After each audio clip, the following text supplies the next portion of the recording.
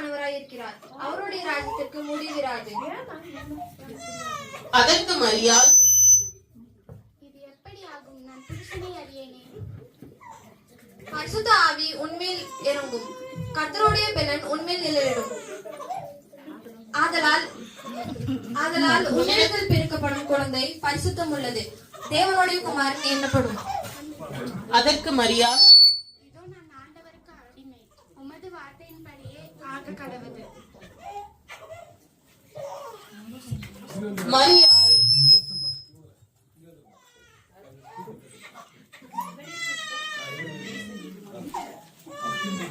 மரியாள் யோசேப்புக்கு நியமிக்கப்பட்டிருக்கையில் அவர்கள் கூடி வரும் முன்னே அவள் பரிசுத்த ஆவியினால் கர்ப்பவதியானாள். அவள் புருஷனாகிய யோசேப்பு நீதிமானாயிருந்து அவளை அவமானப்படுத்த மனதில்லாமல் ரகசியமாய் அவளை தள்ளிவிட யோசனையாயிருந்தான். அவன் இப்படி சிந்தித்துக் கொண்டிருக்கையில் கர்த்தருடைய தூதன் சொப்பனத்தில் அவனுக்கு காணப்பட்டு, யோசேப்பே, உன் மனைவியாகிய மரியாளை சேர்த்துக் கொள்ள பயப்படாதே. அவளிடத்தில் உற்பத்தியாகப்பட்டது பரிசுத்தம் உள்ளது. அவர் இந்த ஜனங்களிலே ரட்சிப்பை கொடுத்து அவர்களை மீட்க பிறக்க உள்ளார். யோசேப்பு நித்திரை தெளிந்து எழுந்து கர்த்தருடைய தூதன் தனக்கு கட்டளையிட்டபடி தன் மனைவியை சேர்த்து கொண்டான்.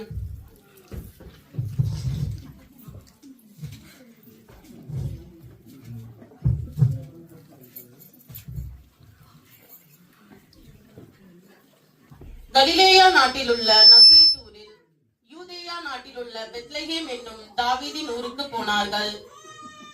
அவ்விடத்திலே அவர்கள் இருக்கையில் அவளுக்கு பிரசவ காலம் நேரிட்டது.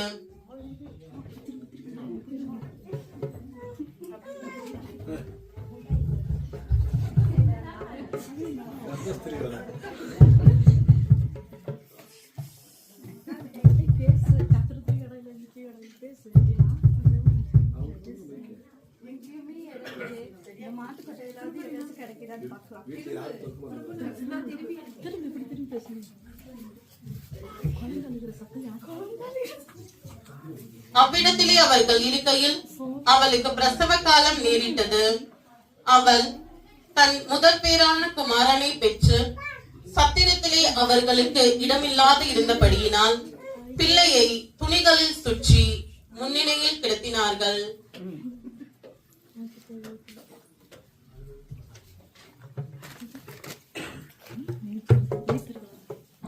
அப்பொழுது அந்த நாட்டிலே மேய்ப்பர்கள் வயல்வெளியில் தங்கி ராத்திரியிலே தங்கள் மந்தையை காத்து கொண்டிருந்தார்கள். என்னோட ஆட்சியில இங்க நான் ஒரு பெரிய ராஜா இருக்கும் போது என்னோட ஆட்சியில இன்னொரு ராஜாவா? அதுக்கு வாய்ப்பே இல்லையே. கிழக்குல நட்சத்திரத்தை கண்டவரை தொழுது சொல்லப்படிதான் நாங்க வந்திருக்கிறோம் ராஜா. நீங்க நல்லா யோசிச்சு பார்த்து சொல்லுங்க. நீங்க எல்லாமே தெரிஞ்சுக்கிட்டு தான் வந்தீங்களா? ஆமா, தெரிஞ்சுதான் வந்தோம். என்ன மீறி இன்னொரு ராஜா? இந்த வாய்ப்பே இல்லையே என்னோட ராஜ்யத்துல. நீங்க ஒண்ணு பண்ணுங்க, அங்க போய் நீங்க சொன்ன மாதிரி அந்த ராஜா இருக்காரான்னு பாருங்க. அப்படி பிறந்திருந்தாருன்னா அவரை நீங்க கனம் பண்ணுங்க. நீங்க கனம் பண்ணதுக்கு அப்புறம் என்கிட்ட திரும்பி வாங்க. திரும்பி வந்ததுக்கு அப்புறம் நீங்க சொல்லுங்க அந்த ராஜா எப்படி இருக்காருன்னு நான் பார்க்க ஆவலா இருக்கேன். நானும் போய் உங்களை மாதிரியே அவரை கனம் பண்றதுக்காக காத்துட்டு இருக்கேன். நீங்க போய் அவரை பார்த்துட்டு அந்த செய்தியை எனக்காக வந்து நீங்க சொல்லுங்க. சரிங்க ராஜா, நீங்க சொன்னபடியே நாங்க செய்கிறோம்.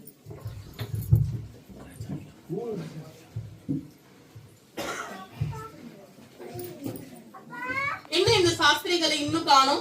அவங்களை நம்பி நான் மோசம் போயிட்டனும். என்ன மீறி ஒரு ராஜா இந்த ஊர்ல பிறந்திருக்க வாய்ப்பே கிடையாது. நீங்க யாராச்சும் அந்த மாதிரி ஏதாச்சும் ராஜாக்களை பார்த்திருக்கீங்களா? நான் மட்டும் தான் இந்த ஏரோதுல ராஜாவா இருக்க முடியும். என்ன மீறி எந்த ராஜாவும் இங்க பிறந்திருக்கவே முடியாது. இந்த சாஸ்திரிகள் என்ன நம்பி மோசம் பண்ணிட்டு போயிருக்காங்க. அவங்கள நான் நம்பி இருக்கவே கூடாது. இப்பவே ஒண்ணு பண்றேன். இங்க இருக்கவங்களுக்கு ஒரு கட்டளை இடுறேன். என்னோட ராஜ்யத்துல இருக்கக்கூடிய 2 வயசுக்கு உட்பட்ட எல்லா ஆண் குழந்தைகளையும் பிடிச்சு கொள்ளுங்க. என்ன மீறி எந்த இடத்துலயுமே ஒரு ராஜா பிறந்திருக்கவே கூடாது.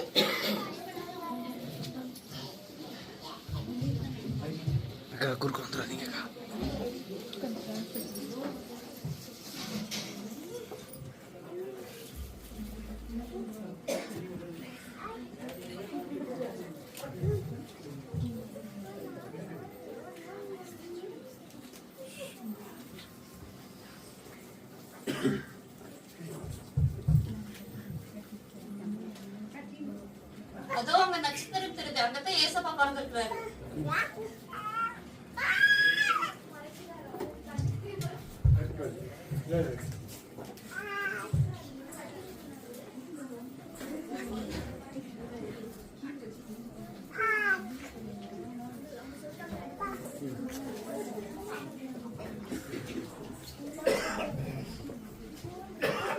இன்று கர்த்தராகிய கிறிஸ்து என்னும் இரட்சகர் உங்களுக்கு தாவீதின் ஊரிலே பிறந்திருக்கிறார்.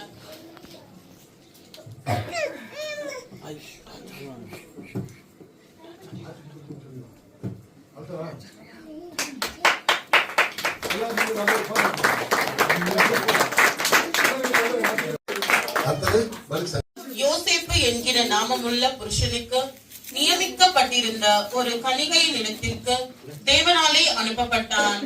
அந்த கன்னிகையின் பேர் மரியாள். கிருபை பெற்றவளே வாழ்க, கர்த்தர் உன்னோடு இருக்கிறார். ஸ்திரீகளுக்குள்ளே நீ ஆசீர்வதிக்கப்பட்டவள். அவளோ அவனை கண்டு அவன் வார்த்தையினால் கலங்கி இந்த வாழ்த்துதல் எப்படிப்பட்டதோ என்று சிந்தித்துக் கொண்டிருந்தாள்.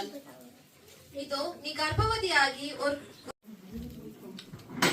வாங்க தேவதூதன் நமக்கு சொன்ன நற்செய்தியை போய் கண்டிப்பாக நாம பெத்லகேம்ல போய் பார்ப்போம் அவர் எப்படி பிறந்திருக்கிறார் என்பதை.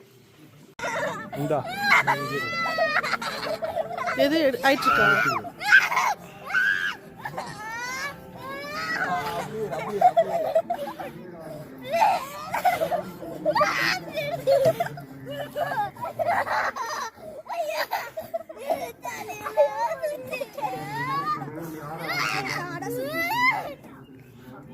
இந்த போட்டோ மட்டும் ரெண்டு பேர்த்தி நின்று ஒரு அங்க அங்கல நீங்க போட்டோ பிடிக்கலாமா? அது